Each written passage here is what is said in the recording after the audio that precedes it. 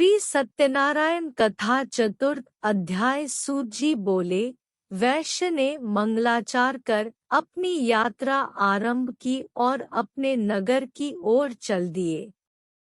उनके थोड़ी दूर जाने पर एक दंडी वेशधारी श्री सत्यनारायण ने उनसे पूछा, हे साधु, तेरी नाव में क्या है? अभिवाणी वणिक हंसता हुआ बोला, हे दंडी, आप क्यों पूछते हो? क्या धन लेने की इच्छा है? मेरी नाव में तो बेल व पत्ते भरे हुए हैं। वैश्य के कठोर वचन सुन भगवान बोले, तुम्हारा वचन सत्य हो। दंडी से वचन कह वहां से दूर चले गए। कुछ दूर जाकर समुद्र के किनारे बैठ गए। दंडी के जाने के बाद साधु वैश्य ने नित्य क्रिया के पश्चात नाव को ऊंची उठते देखकर अचंभा माना और नाव में बेलपत्ते आदि देख वह मूर्छित हो जमीन पर गिर पड़ा। मूर्छा खुलने पर वह अत्यंत शोक में डूब गया। तब उसका दामाद बोला कि आप शोक न मनाएं, यह दंडी का शाप है, इसलिए हमें उनकी शरण में जाना चाहिए, तभी हमारी मनोकामना पूरी होगी।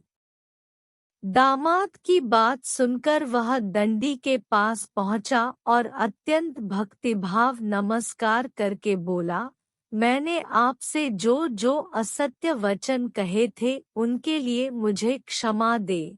सा कहकर महान शोकातुर हो रोने लगा। तब दंडी भगवान बोले, हे वणिक पुत्र, मेरी आज्ञा से बार बार तुम्हें दुख प्राप्त हुआ है। तू मेरी पूजा से विमुख हुआ। साधु बोला, हे भगवान, आपकी माया से ब्रह्मा आदि देवता भी आपके रूप को नहीं जानते, तब मैं अज्ञानी कैसे जान सकता हूँ? आप प्रसन्न होइए, अब मैं सामर्थ्य के अनुसार आपकी पूजा करूँगा। मेरी रक्षा करो और पहले के समान नौका में धन भर दो। साधु वैश्य के भक्तिपूर्वक वचन सुनकर भगवान प्रसन्न हो गए और उसकी इच्छानुसार वरदान देकर अंतर्धान हो गए। ससुर जमाए जब नाव पर आए तो नाव धन से भरी हुई थी। फिर वहीं अपने अन्य साथियों के साथ सत्यनारायण भगवान का पूजन कर अपने नगर को चल दिए। जब नगर के नजदीक पहुंचे तो दूत को घर पर खबर करने के लिए भेज दिया। दूत साधु की पत्नी को प्रणाम कर कहता है कि मालिक अपने दामाद सहित नगर के निकट आ गए हैं।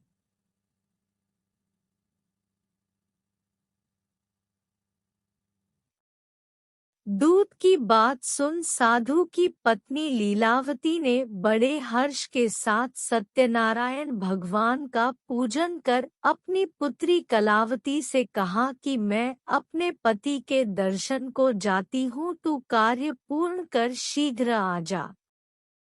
माता के से वचन सुन कलावती जल्दी में प्रसाद छोड़ अपने पति के पास चली गई।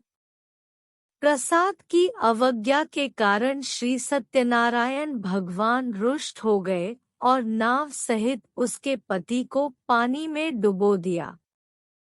कलावती अपने पति को वहां ना पाकर रोती हुई जमीन पर गिर गई।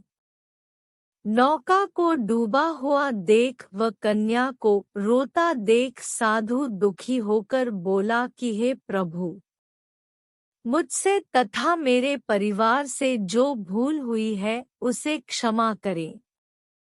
साधु के दीन वचन सुनकर श्री सत्यनारायण भगवान प्रसन्न हो गए और आकाशवाणी हुई, हे साधु, तेरी कन्या मेरे प्रसाद को छोड़कर आई है, इसलिए उसका पति अदृश्य हो गया है। यदि वह घर जाकर प्रसाद खाकर लौटती है तो इसे इसका पति अवश्य मिलेगा।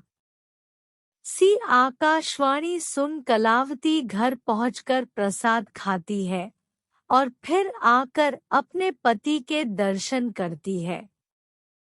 उसके बाद साधु अपने बंधुबांधवों सहित श्री सत्यनारायण भगवान का विधि विधान से पूजन करता है।